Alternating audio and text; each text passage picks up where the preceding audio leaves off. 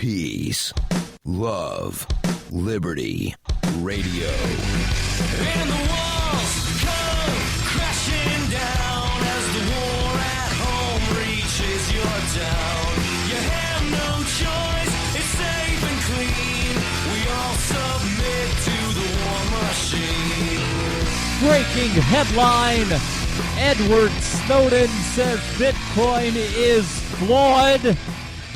But exactly what else did he say? Because he certainly said that as part of an answer to a question about his thoughts on like cryptocurrency.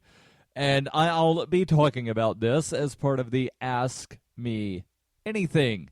That is where I answer your questions. And the question specifically was, Darryl, what are your thoughts on this? And it linked over to a story from Cointelegraph.com where they basically summarize part of an interview that Edward Snowden did with the Internet Engineering Task Force 93. And he was asked about privacy, security, and other things. The actual question here in regards to Bitcoin, I will read the question and then I will read Snowden's answer before I give my thoughts on, Edward Snowden says Bitcoin is flawed.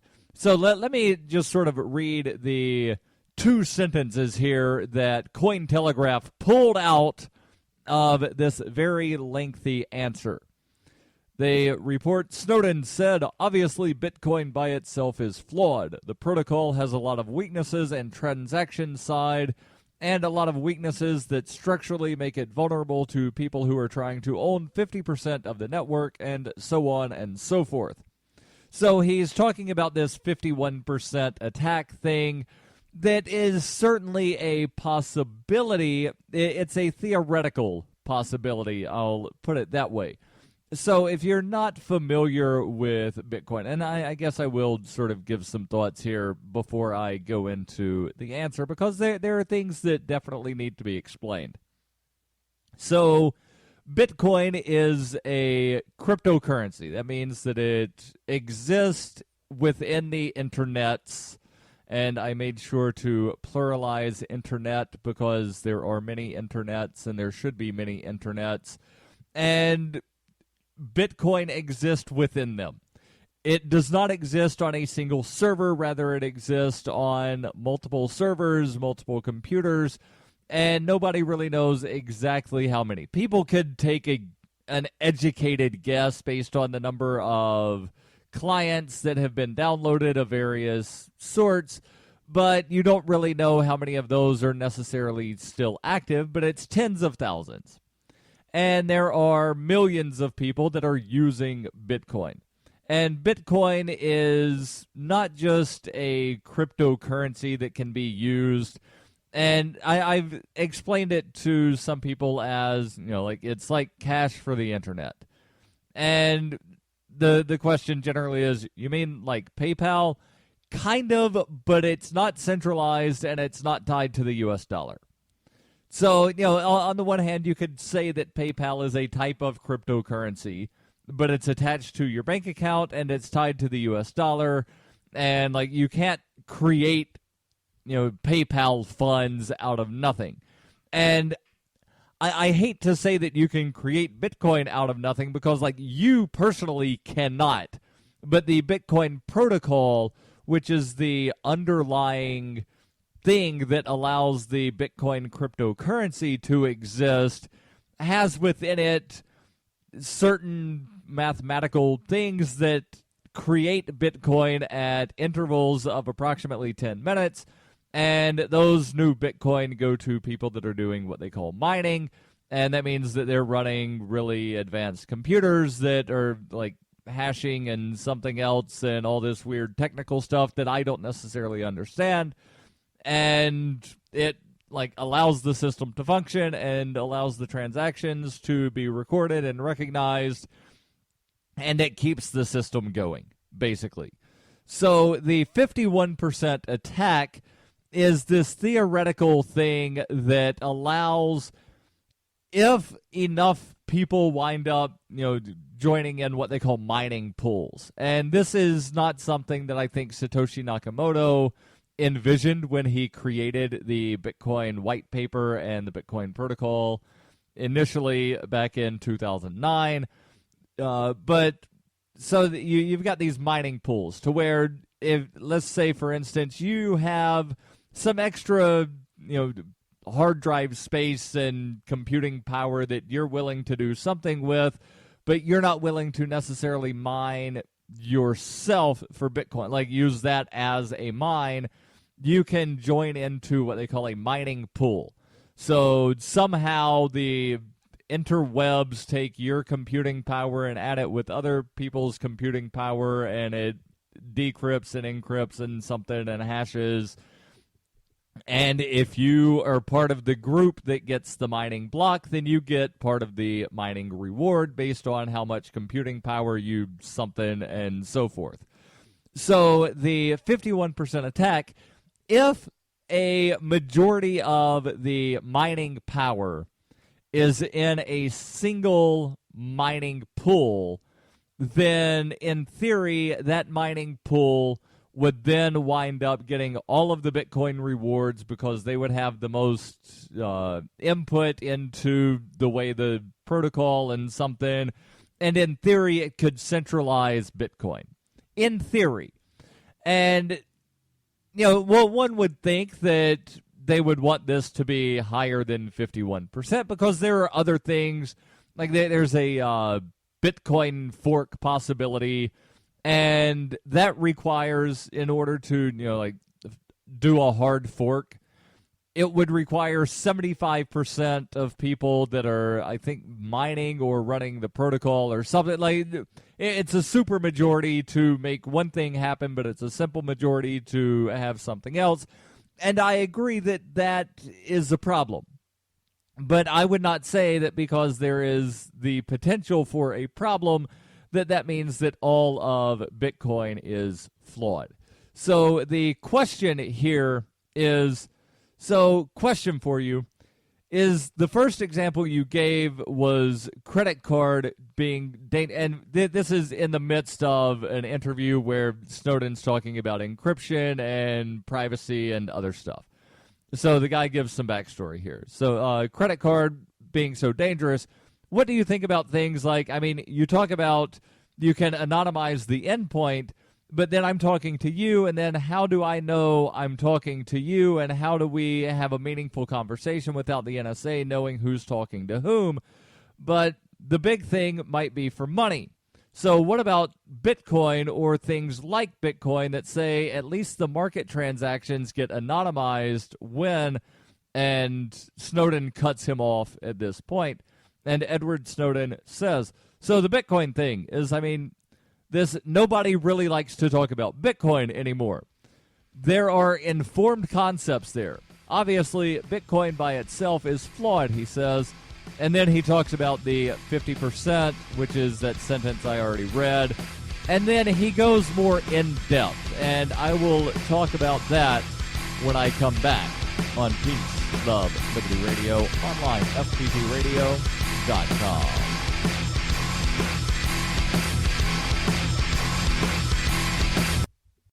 During the 2013 Porcupine Freedom Festival, Davi Barker presented an idea for a renegade psychological experiment. Since then, he has refined his idea and put his plan and research into writing. He explains, "We aim to show the world beyond a shadow of a doubt that power corrupts absolutely and corrupt authority deserves no obedience." Authoritarian Sociopathy is available from Amazon.com, all major bookstores, and now available as an audiobook. It is the year 91,001 BCE. Witness humanity's origins in Hyperchronius, a classic role-playing game for Windows PCs with a story like no other game before. The liberty-oriented experience that is not to be missed. Go to zog.ninja to get your copy of Hyperchronius today. Use the code FPP to get $1 off. Hyperchronius, zog.ninja, code FPP. You can support FPP Radio by shopping online. Whether you're looking for precious metals, bitcoins, or books, you'll find that and more at shop.fppradio.com. Every purchase you make from one of my affiliates, like Namecheap, ExpressCoin, and Amazon, at shop.fppradio.com helps fund FPP Radio. Or you can shop directly from FPP with Bitcoin in the Bitcoin store. That's shop.fppradio.com. You're listening to Peace, Love, Liberty Radio with Darryl W. Perry. Online at fppradio.com. So before I continue with the Edward Snowden answer about Bitcoin that does go much more in depth than the two sentences that were taken, I would dare say, out of context by Cointelegraph.com, I want to make sure that I tell you about Survivor Max by Davi Barker. Survivor Max is an 11-year-old boy, and he must survive the zombie apocalypse alone in New Hampshire. The slow-moving, non-thinking lame brains swarm his home, searching for living flesh. Max must apply his Porcupine Freedom Scouts training to plan his escape, but first, he must prove that he's too smart to die. Look for Survivor Max on Facebook, read reviews on Amazon, or you can read Chapter 1 absolutely free at survivormax.com. That's survivormax.com.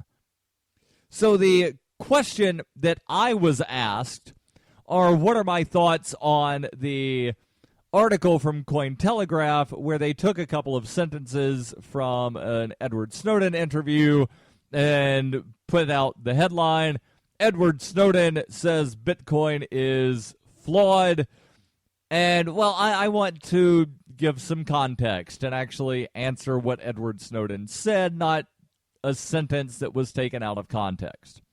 So Edward Snowden continues with his answer. He says, but when we think about the basic principles behind it, that being behind Bitcoin, there are some very interesting things that, particularly when we start to combine them with the idea like before of tokenization of concepts like proof of work. Are there other means through which people can basically pay for access other than direct transfers of currency that originated with an association to their true name? And then there's part of this next sentence, actually next two sentences, where it has the word inaudible, meaning that I'm guessing they were transcribing this from something and they could not hear what was being said. But I believe he's talking about altcoins. So in both of these cases where it says inaudible, the word altcoin would fit. So that's what I'm going with here. He says the other ones are altcoins mixed in networks. For example, where we have multiple steps, just like Tor, where they get these mixed altcoins in the Bitcoin universe, where they tumble the transaction of the Bitcoin to go in to pay for your purchases, aren't the same Bitcoins that go out. And altcoin kind of fits, but there's also like mixing services. So, and blockchain.info, for instance, offers this to where you can like mix and tumble coins. And there's also Dark Wallet that does this to some degree, to where it winds up putting like 2 or 3 steps between you and the end user. That way, if it ever comes down to it, you can always say plausible deniability, like, hey, I sent my Bitcoin here. I am not responsible for where these next 2 people sent Bitcoin that I sent. Like, that's not on me. It's the whole sort of thing, and a lot of times you'll see this, especially if you pay attention to political campaigns, to where one candidate will donate money to a political committee that will donate money to another political committee that donates it to another candidate. And then, like it could be something that was set up in the first place to where the one candidate says, I want money to go to this other candidate, but I'm not doing it directly. So I'll make a donation to you as long as you make the donation to them and they understand that it goes to this final person. That way, plausible deniability. I didn't donate money to this guy. I donated to this entity. So the mixing allows that to happen to some degree. And Snowden here continues. He says, But focusing too much on Bitcoin, I think, is a mistake. The real solution is, again, how do we get to a point where we don't have a direct link between your identity all of the time? You have personas. You have tokens that authenticate each person. And when you want to be able to interact with people as your persona in your true name, you can do so. When you want to be able to switch to a persona, a common persona, an anonymous persona, a shared persona, you can do that. When you want to move to pseudo-anonymous personas, you can do that. A lot of these are difficult problems, particularly when we talk about the metadata context, the signaling context, and there are actually some really bad proposals, I think, and this is no offense to anybody who works on these particular problems, but again, it gets back to the middle box space. We have a proposal like SPUD, for example, where they want to make UDP a new channel for leaking metadata about the user's intentions. And then there's applause. He says they want to be able to, I get the feeling that there are a lot of people in the audience who are concerned about middle boxes. I don't know. And then it says laughter. All right, so the idea here is that we can all understand the incentives of these vendors. They want to be able to provide mechanisms for tiered pricing. They want to be able to provide prioritized service or increased rates. They want to be able to say, whatever, we'll kick down a tier and we'll charge you less. And these things are great. But again, those are the incentives, right? Those are not the internet's problem sets. Those are the vendors' problem sets.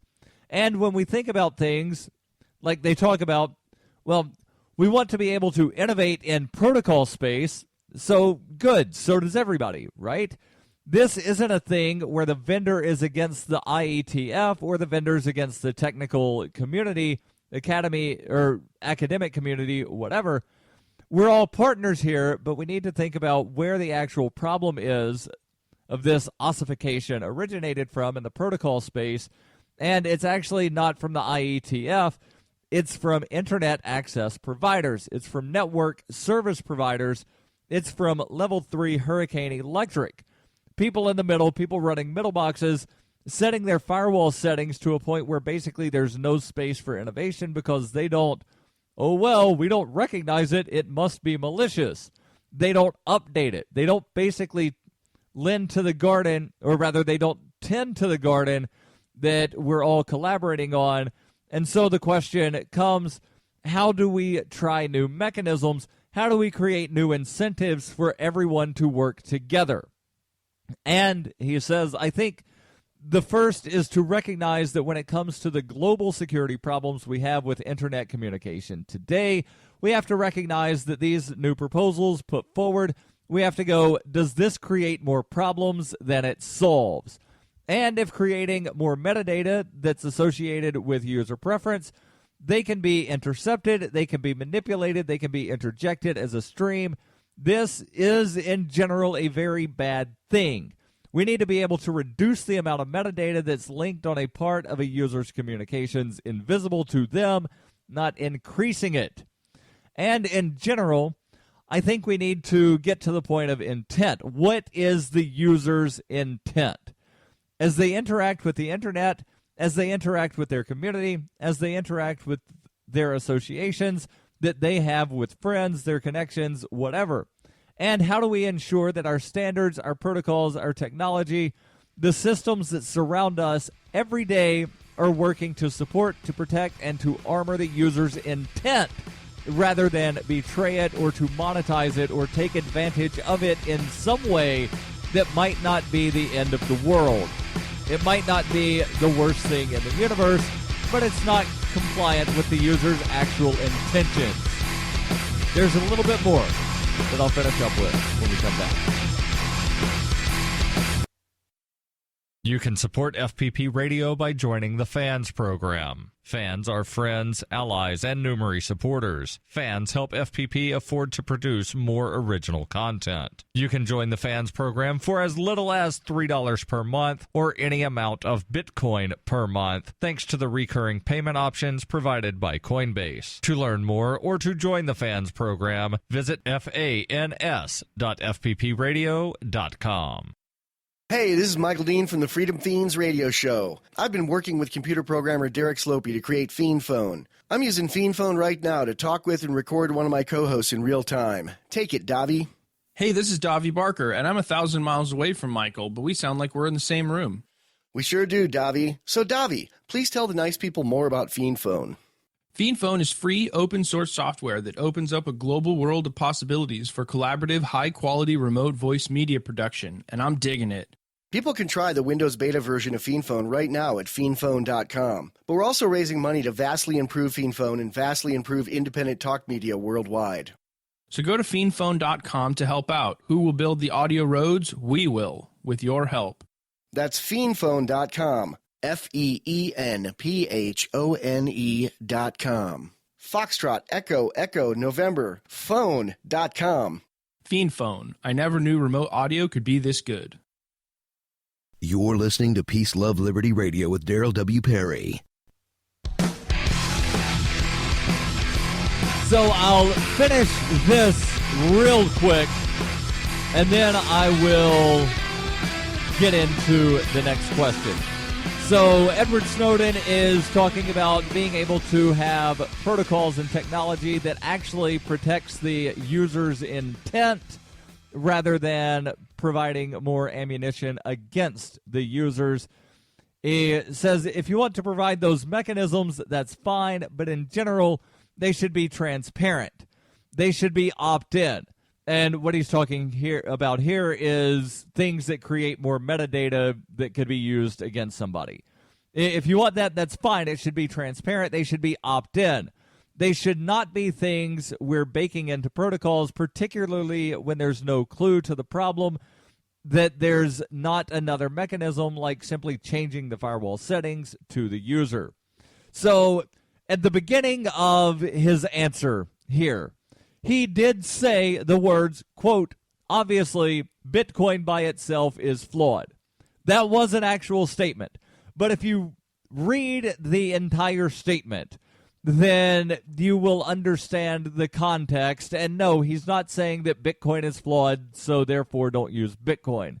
He's saying that there is a potential for Bitcoin to be used against people, and you should find ways to use whatever tool it is. If it's Bitcoin, if it's Litecoin, Darkcoin, Dash, whatever, if you want to use those, you should find ways to use it that fit with your intent. If your intent is to be pseudo-anonymous, then you should use those things in a manner that allow you to remain pseudo-anonymous, and there are ways to do that.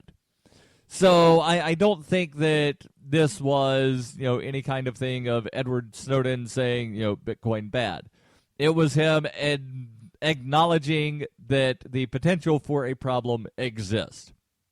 And I agree, there's a potential for a problem, but there's potential for problems with anything. But something that, and I'll tie this in somehow, speaking of Bitcoin and possible problems, maybe you don't want to hold on to your Bitcoin. Maybe you want to hold on to gold and silver. That's fine. You can do that. And Roberts can help you do that. Since 1977, Roberts & Roberts Brokerage has been a trusted source for buying and selling your investment-grade precious metals. They do take Bitcoin for precious metal purchases and have permanently removed the minimum purchase amount for all orders paid in the digital currency. Call Roberts & Roberts Brokerage today for knowledgeable advice on investing and a forward-thinking approach to new technologies. 850-478-5270 or visit them online at rrbi.co. That's rrbi.co. The next question that I have is one that, it's one of these questions that I oftentimes get to where I don't actually ever find out the answer. I have something that is very close to an answer that I hope will suffice. The question is it legal for prisons to not allow prisoners to bathe and wash their clothes? And one would think that it should most certainly be illegal for some prison somewhere to not allow inmates to wind up taking a shower or have clean clothes. But the answer to the question might actually surprise you. And I've got answers here from two different sources. And I tried finding, because I was able to find out that the person that asked this question is asking about a specific inmate in Pennsylvania. I don't know which institution in Pennsylvania, and I don't know the inmate's name. All I know is that there's an inmate in Pennsylvania who is alleging, and family is also alleging, that the facility is not allowing him to shower on a regular basis, and they're not washing his clothes on a regular basis. So I did some searching. I could not find rules for Pennsylvania, specific to Pennsylvania, but I was able to find information from the American Bar Association as well as the United Nations. And the reason I'm going to cite both of these is because, well, I find them both to be very important, and one of them gives a little bit more detail than the other one. So the United Nations, they have what they call standard minimum rules for treatment of prisoners. And it's something that was adopted as part of one of the Geneva Conventions in 1955. It was last amended in 1977. And they have a bunch of, general rules here. And Rule 13 says adequate bathing and shower installations shall be provided so that every prisoner may be enabled and required to have a bath or shower at a temperature suitable to the climate as frequently as necessary for general hygiene according to the season and geographical region, but at least once per week in a temperate climate. So the UN says, you have to give people the ability to shower or bathe at least once a week. And why is this important? Why should anybody care what the United Nations says? Well, because if there's a facility in a UN member country that is not abiding by UN regulations, then in theory, the inmate could go to International Criminal Court and claim human rights violations on behalf of the country in question. So that's why I find that to be important. The American Bar Association does not specify how often someone must be given the ability to shower, but they do say correctional authorities should provide prisoners living quarters of adequate size. Single occupancy cells should be the preferred form of prisoner housing. Facilities must use dormitories or other multi-prisoner living quarters, or rather, that use dormitories or other multi-prisoner living quarters should provide sufficient staffing, supervision, and personal space to ensure safety for prisoners and security for their belongings.